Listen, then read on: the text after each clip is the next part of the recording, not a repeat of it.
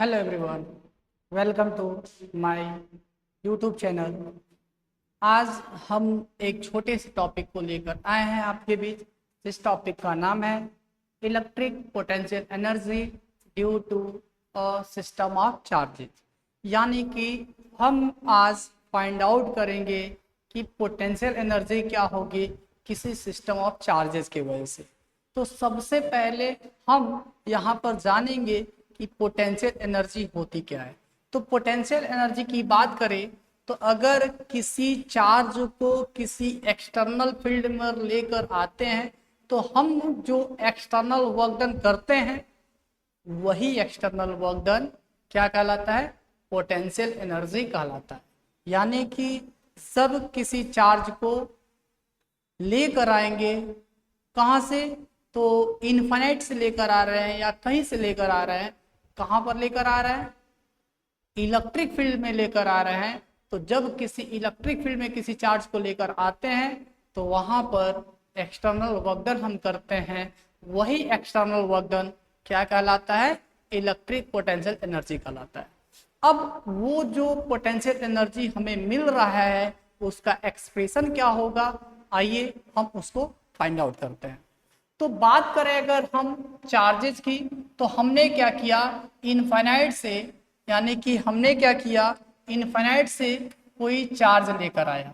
वो चार्ज क्या है? तो हमने इनफाइनाइट से एक चार्ज लेकर आया जिसको हम कह रहे हैं Q1। क्या कह रहे हैं? Q1। इस Q1 चार्ज को कहां से लेकर आया? इनफाइनाइट से। अब हमने कहा कि इसके सराउंडिंग कोई इलेक्ट्रिक फील्ड नहीं है, तो क्या हमें कोई एक्सटर्नल वर्क डन करना पड़ेगा? तो नहीं करना पड़ेगा। यानी इस चार्ज को लेकर आने के लिए हमें कोई वर्क करने की जरूरत नहीं पड़ी। तो यहाँ जो होगा वर्क डन क्या हो जाएगा? 0। ठीक। अब हमने कहा कि दूसरा चार्ज लेकर आ रहे हैं, वो भी कहां से लेकर आ रहे हैं बाबू? वो भी लेकर आ रहे हैं इनफाइनाइट से। यानी इस चार्ज को लेकर आया कहां पर? इनफाइनाइट से किसी एक पॉइंट पर लेकर आया। किसको लेकर आया? तो एक चार्ज को लेकर आया। उस चार्ज की वैल्यू हमने क्या लिया? Q2 ले लिया। अब इस पॉइंट पर इस चार्ज को लेकर आया हूं, तो क्या इस चार्ज को लाने के लिए हमें कोई वर्क डन करना पड़ेगा? हाँ, बिल्कुल करना पड़ेगा।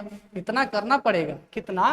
तो हमने ऐसा सपोज कर लिया कि इसने कितना वर्क डन किया, तो हमने वर्क डन किया W2। अब ये W2 जो वर्क हुआ है वो किसके इक्वल आएगा? तो अभी हम इसको निकालेंगे। सबसे पहले बात करें कि क्यों हमें वर्क डन करना पड़ेगा यहाँ पर।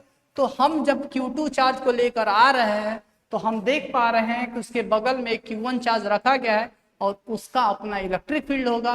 तो अपना इलेक्ट्रिक फील्ड जब होगा, तो अभी हमने बताया कि जब किसी इलेक्ट्रिक फील्ड में किसी चार्ज को लेकर आते हैं तो वहां पर क्या करना पड़ता है? हमें एक्सटर्नल वर्क डन करना पड़ता है।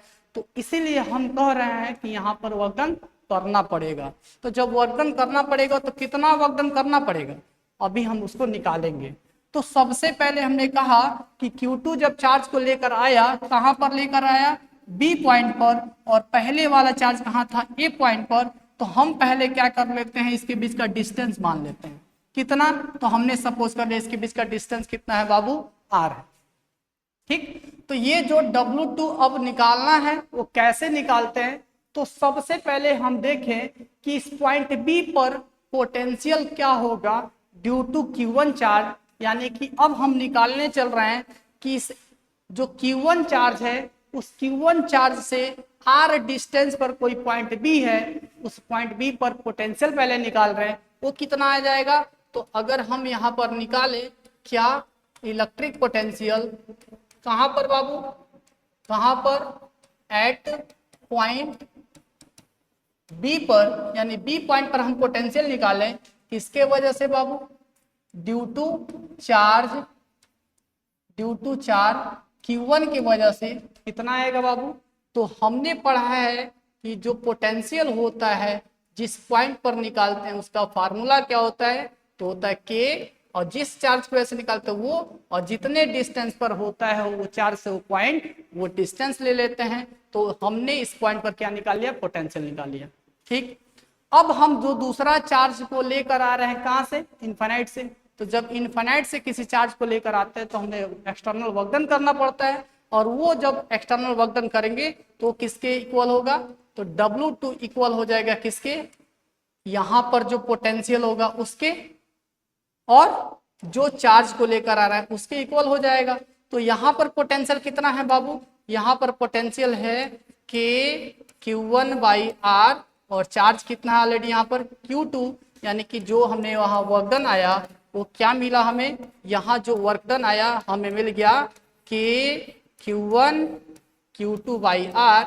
अब यही हमने अभी पढ़ा है कि अगर किसी एक्सटर्नल फील्ड, यानी कि हमने किसी इलेक्ट्रिक फील्ड में किसी चार्ज को लाएंगे तो हमें क्या करना पड़ेगा, एक्सटर्नल वर्क डन करना पड़ेगा। यानी कि यही वर्क डन किसके फॉर्म में आ जाएगा, यही work done electric potential energy के फॉर्म में हो जाएगा। यानी कि U इजिकल टू क्या हो जाएगा फार्मूला, के Q1 Q2/R, और यही हमारा क्या हो जाएगा, इलेक्ट्रिक पोटेंशियल एनर्जी का फार्मूला हो जाएगा फॉर 2 पॉइंट चार्जेस। यानी कि अगर दो चार्जेस दिया हुआ है तो उसके बीच में लगने वाला जो पोटेंशियल एनर्जी होगा वो किसके इक्वल होगा बाबू, के Q1 Q2/R के इक्वल हो जाएगा। बात करें अगर इसकी यूनिट की, तो आप इसकी यूनिट एनर्जी है तो क्या कहोगे, इसका जो यूनिट होगा यानी कि जो इसकी SI यूनिट होगी वो क्या होगी, तो हमने पढ़ा है इसका SI यूनिट क्या, जूल। और इसकी डायमेंशन की अगर बात करें बाबू, इसकी डायमेंशन की बात करें तो डायमेंशन कितना हो जाएगा, डायमेंशन जो वर्क का होता है वही इसका डायमेंशन होगा, तो इसका डायमेंशन हो जाएगा mL²T⁻²।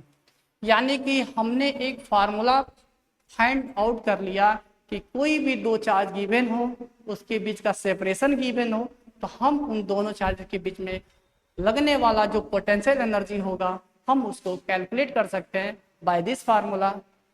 ठीक, यानी कि अब हमें कभी भी पोटेंशियल एनर्जी निकालना हो तो हम इस फार्मूले का यूज करके हम पोटेंशियल एनर्जी को निकाल सकते हैं किसी भी दो चार्जेस के लिए। Thank you.